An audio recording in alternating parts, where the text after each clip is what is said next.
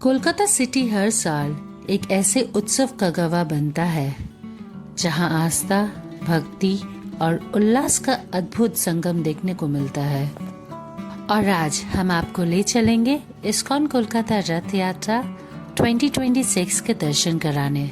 यहाँ पहुँचने का सबसे आसान तरीका है पार्क स्ट्रीट मेट्रो स्टेशन।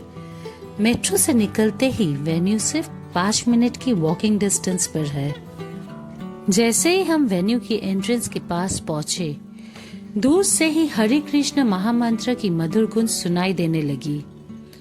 हर तरफ भक्ति का माहौल था और फिर सामने नजर आया वो दिव्य दृश्य, भगवान जगन्नाथ, बलभद्र और देवी सुभद्रा का भव्य रथ। रंग बिरंगे कपड़ों से सजा हुआ ये रथ देखने में बहुत सुंदर लग रहा था। भगवान जगन्नाथ का रथ केवल एक रथ नहीं, बल्कि उनके अपने भक्तों के बीच आने की प्रतीक माना जाता है। पहले नजर ही दिल श्रद्धा और आनंद से भर गया। हम दोपहर के समय यहाँ पहुंचे थे, इसलिए भीड़ काफी कम थी।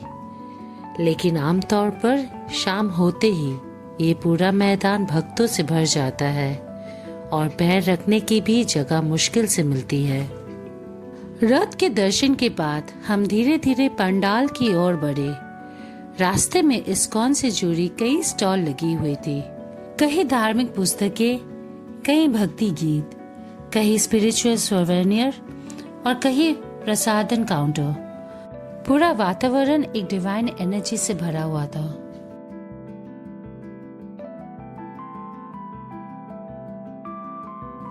अब हमारी सबसे बड़ी इच्छा थी पंडाल के अंदर विराजमान भगवान के दर्शन करना।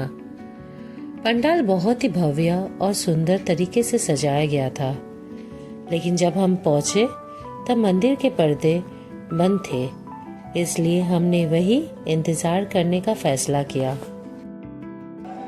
और फिर ठीक शाम 4:30 बजे वो पल आया जिसका सबको इंतजार था। जैसे ही पर्दे खुले, पूरा पंडाल जय जगन्नाथ के जयकारों से गूंज उठा। सामने विराजमान भगवान जगन्नाथ, बलभद्र और देवी सुभद्रा की अलौकिक मूर्तियां देखकर मन भक्ति से भर गया।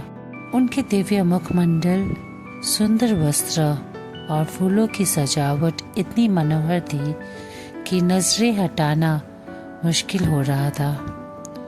कुछ पल के लिए ऐसा लगा जैसे समय थम सा गया हो और बस भगवान के चरणों में ही सब कुछ समर्पित हो गया हो। दर्शन के बाद अब हम आगे बढ़े।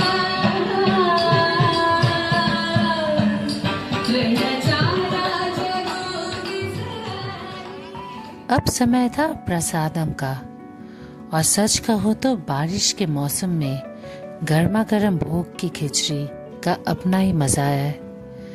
बारिश में ये प्रसाद मानो तो अमृत लग रहा था। इसके बाद हमने गौ सेवा केंद्र का भी दर्शन किया। यहाँ गौ की सेवा और उनकी कंजर्वेशन के प्रति इस्कॉन का समर्पण देखकर बहुत अच्छा लगा। अब बारी थी घर के लिए प्रसिद्ध महाप्रसादम लेने की। महाप्रसादम काउंटर पर काफी लंबी लाइन लगी हुई थी, लेकिन भक्तों का उत्साह देखने लायक था। महाप्रसादम में खिचड़ी, खाजा, लड्डू और हलवा बहुत ही रिजनेबल प्राइस में मिलता है, जो अपने स्वाद के लिए जाना जाता है। काउंटर के आसपास प्रसादम की खुशबू हवा में घुल रही थी, और जब हमने इसे चखा तो समझ में आया कि लोग कितने दूर दूर से इसे लेने क्यों आते हैं। दिव्य दर्शन से भरा ये अनुभव हमारे लिए हमेशा यादगार रहेगा। अगर आप कभी कोलकाता में रथ यात्रा के समय आए तो इस्कॉन कोलकाता रथ यात्रा का ये अद्भुत अनुभव अपनी जिंदगी में एक बार जरूर लीजिए। वीडियो पसंद आया तो लाइक, शेयर एंड सब्सक्राइब जरूर करें। मिलते हैं नेक्स्ट ब्लॉग में। Till then keep exploring.